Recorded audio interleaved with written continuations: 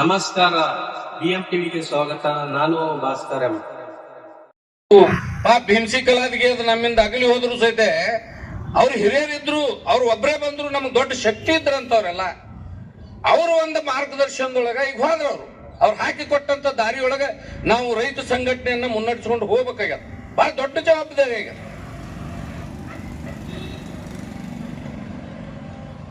ರೈತ ಸಂಘಟನೆ ಜಿಲ್ಲಾಧ್ಯಕ್ಷರಾಗಿರ್ತಕ್ಕಂಥ ಆತ್ಮೀಯರು ಆಗಿರ್ತಕ್ಕಂಥ ಸಂಗಮೇಶ್ ಸಗರ್ ಅವರೇ, ಹಿರಿಯ ಹೋರಾಟಗಾರರಾಗಿರ್ತಕ್ಕಂಥ ಅಪ್ಪಸಾಬಿ ಅರ್ನಾಳ್ರವರೇ, ಬಸವರಾಜ್ ತಾಳಿಕೋಟಿ ಅವರೇ, ಇನ್ನೂ ಅನೇಕರ ಜನ ಹೆಸರು ನನಗೆ ಗೊತ್ತಿಲ್ಲ, ದಯಮಾಡಿ ತಪ್ಪು ತಿಳ್ಕೊ, ಗುರುನಾಥ್ ಬಗ್ಲಿ ಅವರೇ, ಇಲ್ಲಿ ವೇದಿಕೆ ಮೇಲೆ ಉಪಸ್ಥಿತರಿರ್ತಕ್ಕಂಥ ಎಲ್ಲ ರೈತ ಹೋರಾಟಗಾರರೇ, ನಮ್ಮ ಅಕ್ಕ ತಂಗಿಯರೇ, ನಿನ್ನಿಂದು ಮುಖ್ಯಮಂತ್ರಿಗಳ ಸಂಧಾನ ಅಥವಾ ಅವ್ರ ನಿರ್ಣಯ, ಈಗಾಗಲೇ ಹೋರಾಟ ನಡೆದಿರ್ತಕ್ಕಂಥ ಅನೇಕ ಸ್ಥಳಗಳಲ್ಲಿ ನಮ್ಮ ರೈತರು ವಿಜಯೋತ್ಸವ ಆಚರಣೆ ಮಾಡ್ಯಾರ. ವಿಜಯೋತ್ಸವ ಆಚರಣೆ ಮಾಡಿದ್ರೆ ನಾವು ಬಹಳ ದೊಡ್ಡ ಯುದ್ಧ ಗೆದ್ದಿದ್ದೇವೆ ಅನ್ನಂಗೆ. ನಿನ್ನೆ ಸುವರ್ಣ ಟಿವಿ ಒಂದು ಇದನ್ನ ನೋಡಿದೆ ನಾನು, ಸಂವಾದ. ಅವಾಗ ಅಜಿತ್ ಹನುಮಕ್ನವ್ರೆ, ಬಹುತೇಕ ನಮ್ಮ ಇವರು ಇದ್ರು, ನಮ್ಮ ನಾಯಕರು ಬರ್ಲಿಕತ್ತಾರಲ್ಲ, ಕುಬಕಡ್ಡಿ ಏನ್ರಿ, ಕುಬಕಡ್ಡಿ ಅವರು ಆ ಸಂವಾದದ ವೇದಿಕೆಯೊಳಗೆ ಇದ್ರು. ಅವರು ಮತ್ತೆ ಶಿವನಪ್ಪ ಪೂಜಾರಿ ಅವರು ನಮ್ಮ ರೈತರ ಪರವಾಗಿ ಆ ಸಂವಾದದೊಳಗೆ ಅವರು ಭಾಗವಹಿಸಿ ಉತ್ಸವ ಆಚರಣೆ ಮಾಡ್ಲಿ, ಪ್ರಶ್ನೆನೇ ಇಲ್ಲ. ಈಗ ಜಿಲ್ಲಾಧಿಕಾರಿಗಳ ಮಧ್ಯಸ್ಥಿಕೆಯೊಳಗೆ ಸಗರ್ ಅವರು, ನಾನು ನೇರವಾಗಿ ವಿಷಯಕ್ಕೆ ಬರ್ತೀನಿ, ನೀವು ನೋಟ್ ಮಾಡ್ಕೋರಿ. ನನ್ನ ವಿಚಾರದೊಳಗೆ ಏನಾದ್ರೂ ತಪ್ಪುಗಳಿದ್ರು ಸಹಿತ ಅದ್ರ ಬಗ್ಗೆ ಚರ್ಚೆಗಳಾಗಲಿ, ಸರಿನೋ ತಪ್ಪು ಅನ್ನೋದು ಚರ್ಚೆಗಳಾಗಲಿ. ನಾನೇನು ಮಹಾನ್ ಪಂಡಿತ ಅಲ್ಲ, ನಾನು ರೈತ ಮನೆತನದೊಳಗೆ ಹುಟ್ಟಿ 15ನೇ ವರ್ಷಕ್ಕೆ, ನನ್ನ ವಯಸ್ಸಿನ 15ನೇ ವರ್ಷಕ್ಕೆ ಸಂಸಾರದ ರೊಗ ಹೊತ್ತು 16ನೇ ವರ್ಷದೊಳಗೆ ಅವಾಗ ಕರೆಂಟ್ ಕಾಡ್ದಾಗ ರಾತ್ರಿ ಪಾಳಿ ಕಬ್ಬಿ ನೀರು ಹಾಯಿಸಿದವಿದ್ದೆ. 100 ವರ್ಷದ ಇತಿಹಾಸದ ನನ್ನ ಮಂತನಕ್ಕೆ ನೀರಾವರಿ ಇದು. ನಾ 100 ವರ್ಷದೊಳಗೆ 3ನೇ ತೆಲ್ ಮಾಡಿ ನಾವು ಆ ರೀತಿ ಗ್ರಾಸ್ ಲೆವೆಲ್ನಾಗ ಕಬ್ಬಿಗೆ ನೀರು ಬಿಡೋದು ಹಿಡ್ಕೊಂಡು ಹತ್ತೋದು ಹಿಡ್ಕೊಂಡು ಅವಾಗ ನಾವು ಬೆಲ್ಲ ಮಾಡ್ತಿದ್ದೇವೆ, ಬಹಳಷ್ಟು ನಾವು ಬೆಲ್ಲ ಮಾಡೋದ್ರೊಳಗೆ ಕಳೆದಿದ್ದೇವೆ. ಈಗ ಫ್ಯಾಕ್ಟ್ರಿಗಳಾಗ್ಯಾವ. ನಿನ್ನೆ ಮುಖ್ಯಮಂತ್ರಿಗಳು ಬಹಳ ಶಾಣೆ ತಂದ ನಿರ್ಣಯ ತಗೊಂಡ್ರು. ಫ್ಯಾಕ್ಟ್ರಿ ಅವ್ರನ್ನ ಕರೆದು ಒಂದು ತೀರ್ಮಾನಕ್ಕೆ ಬಂದಿತ್ತು. 3200 ರೂಪಾಯಿ ಒಪ್ಕೊಂಡಿರಲ್ರಿ, 3200 ರೂಪಾಯಿ 10.25ಕ್ಕೆ ನೀವು ರಿಕವರಿದು ಬಹಳ ಮಹತ್ವದಲ್ಲಿ. ನಾವು ಬರೇ 32 ಕೊಟ್ಟರು 33 ಕೊಟ್ಟರು ಇದು ಮಹತ್ವ ಇಲ್ಲ. ರಿಕವರಿ ಅಂತಕ್ಕಂಥದ್ದು ಏನು ಮಾತಾಡ್ಕೋತೆ ನಮಗೆ ಇಟ್ಟರೆ ಏಟ, ಇದ್ರ ಬಗ್ಗೆ ನಾವು ಬಹಳ ಜಾಗೃತರ. 3200 ರೂಪಾಯಿ 10.25 ರಿಕವರಿ.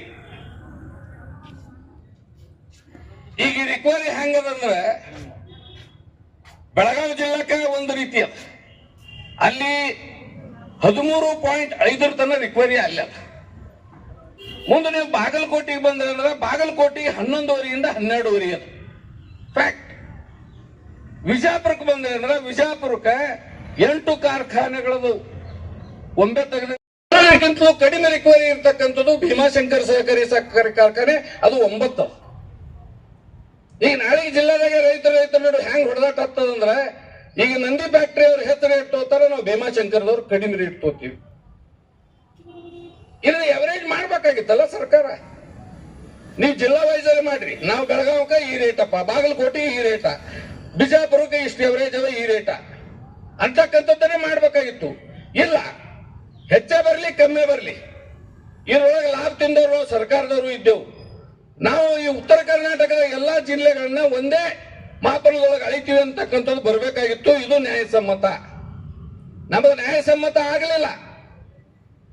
ಇವ್ರೇನ್ ಸಿದ್ದರಾಮಯ್ಯವರು ಕೇಂದ್ರದ ಮೇಲೆ ಹಾಕೋದು, ಪ್ರಹ್ಲಾದ್ ಜೋಶಿ ಅವರು ರಾಜ್ಯ ಸರ್ಕಾರದ ಹೊರೆ ಅನ್ನೋದು, ನಿಮ್ ರಾಜಕಾರಣ ಬಿಡ್ರಪ್ಪ. ಮಾನ್ ಬರ ಸ್ವತಂತ್ರ ಸಿಕ್ಕುವಳಕ್ಕೆ ಇಲ್ಲಿ ತನ ಅದನ್ನೇ ಮಾಡಿರಿ ಎಲ್ಲರೂ.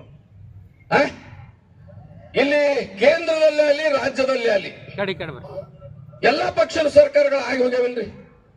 ಹಂಗಿದ್ರೆ ಈ ಹೋರಾಟ 20 ವರ್ಷ ತನ ಯಾಕೆ ಜೀವನ್ ತುಳಿತು?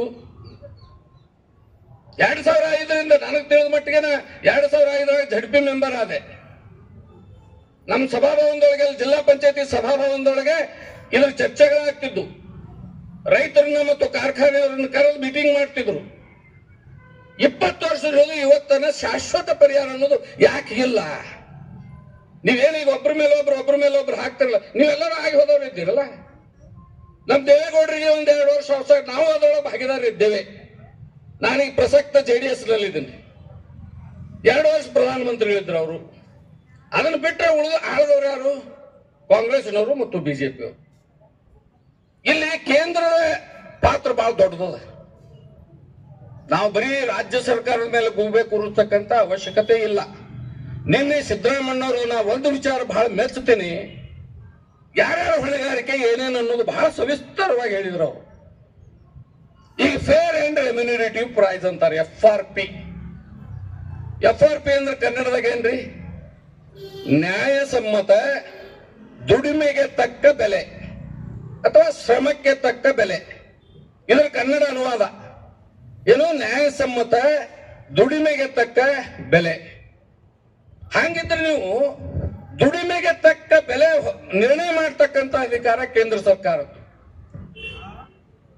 ನಾವು ಹೆಚ್ಚು ಕಮ್ಮಿ ಈ 15 ವರ್ಷ ಫೇರ್ ಅಂಡ್ ರೆಮ್ಯುನರೇಟಿವ್ ಪ್ರೈಸ್ ನಿರ್ಣಯ ಮಾಡೋದನ್ನ ನಾವು ಬಹಳ ಸಮೀಪದಿಂದ ನೋಡಿವಿ.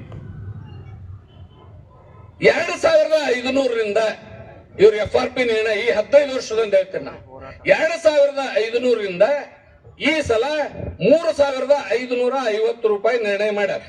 ಯಾಕ್ರಿ ಸಗರ್ ಅವ್ರೆ? 3550 ಫೇರ್ ಅಂಡ್ ರೆಮ್ಯುನರೇಟಿವ್ ಪ್ರೈಸ್. ಇದು ಎದರ ಮೇಲೆ ಆಧಾರದ ಮೇಲೆ ಮಾಡಬೇಕು? ನಾವು ಕಬ್ಬು ಉತ್ಪಾದನೆ ಮಾಡತಕ್ಕಂತ ಉತ್ಪಾದನಾ ವೆಚ್ಚದ ಮೇಲೆ